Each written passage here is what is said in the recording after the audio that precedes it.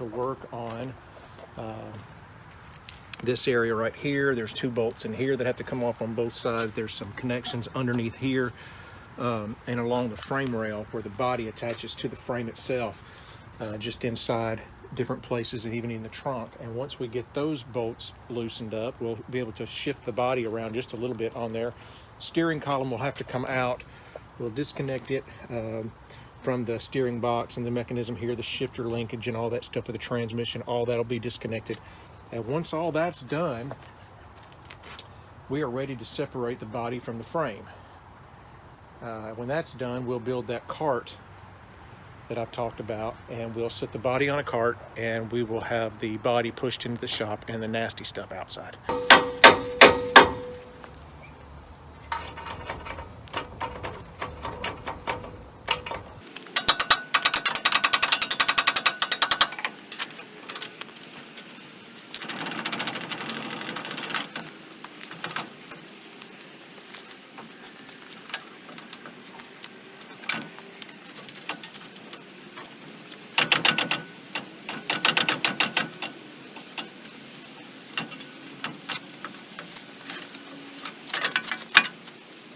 Okay, we got the bumpers off, and now we got to tackle this steering box and that steering column that goes up through the bulkhead there. And we got to get the steering wheel off. This passes through the bulkhead and has to be disconnected before we lift the body from the frame. So that's step number 2. Not real sure how this comes apart. Just going to start disassembling and hope for the best.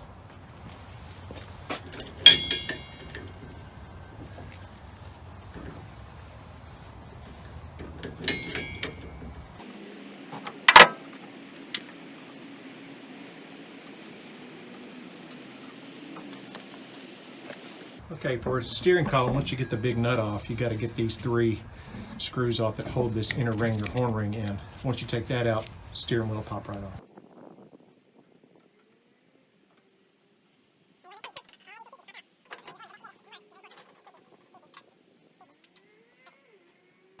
All right, if your steering wheel's stuck, you may have to resort to something kind of like a gear puller. Put your nut back on so you don't mess up the threaded post. A little bit of that super penetrant's great. Start pulling.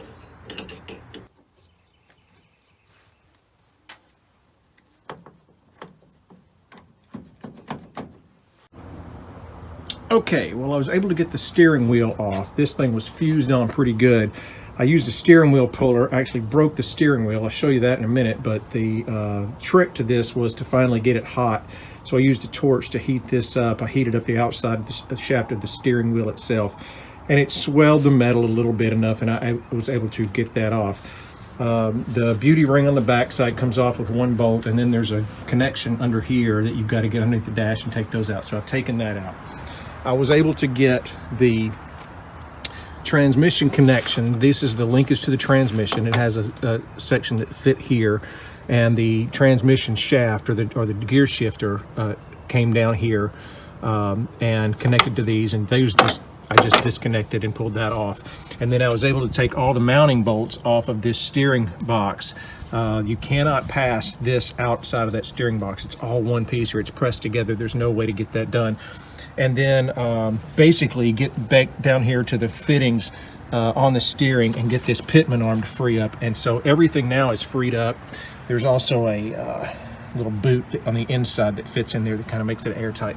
So everything in there is freed up now, and it should come right out.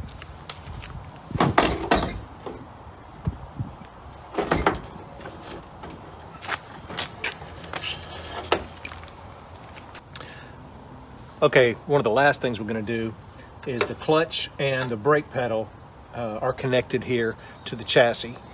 So we'll just release both of those, the 2 9/16. I've already taken the clutch one out, and I'll take out the brake pedal connection now.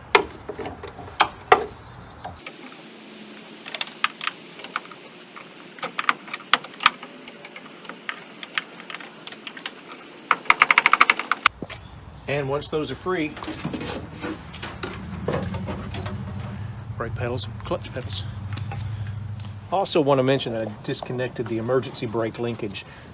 this here is where the emergency brake comes together. It's just a little pin with a little cotter pin that holds that together, and that connects the emergency brake to the cab. So when we lift the car off of the chassis, those two things will separate. And now it's time to go around. We're going to go through here and we're going to cut up all of the connections from the wiring. We're going to get an all new wiring harness in this car. So all we've got to do is cut all this stuff out to make sure that the body and the chassis are no longer connected.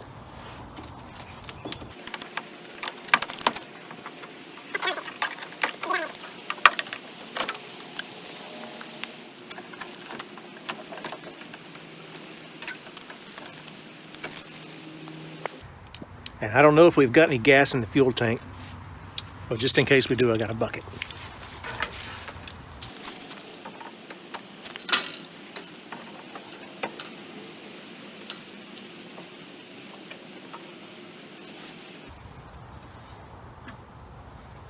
Nope.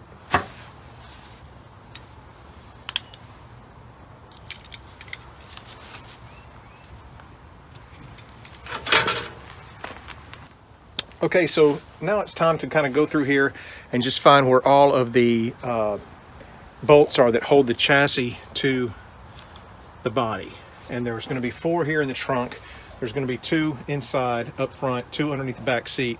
And I'm going to go through here. I think they're all 9/16, but I'll go through here and hopefully they'll break free pretty easily.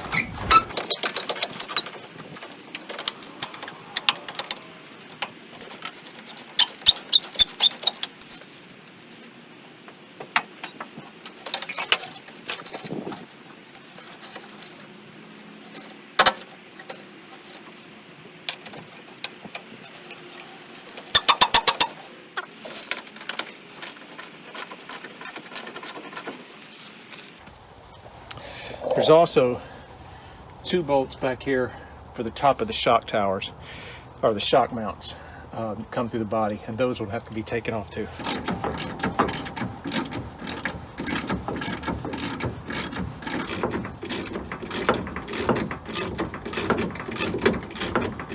Before you take the gas tank out completely, you've got these 4 bolts and 2 straps that come off. It's a great idea to get you a couple of milk crates so the gas tank doesn't fall on you. 4 bolts. There's the other 2. All 4 of those have to come out, and then you've got to fish it out because the neck of the gas tank sticks up through the car on the driver's side. Well, the bolts are out, but some things need a little coaxing.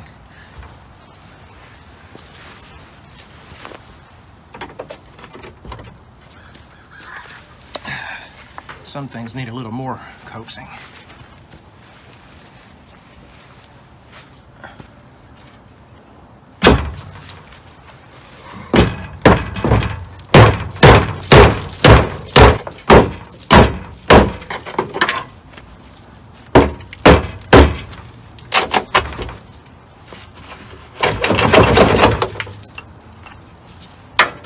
Almost.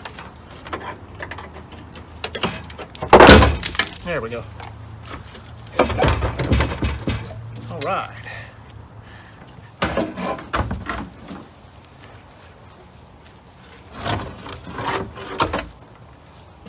Not too bad. Hey, Harley. Yeah?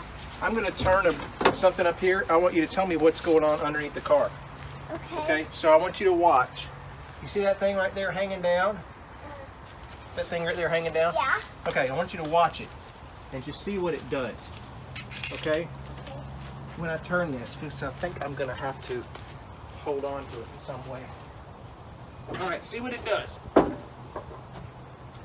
When I do this. It turns. It's turning? Yeah, it's turning. Okay, that's what I thought. I'm a big help. Dude, I hurt my arm. And I got him in the one. I'm not gonna say my hand. This video is called Our Dad's Garage. He's my dad. Yeah! Also my tooth squiggly. Ha!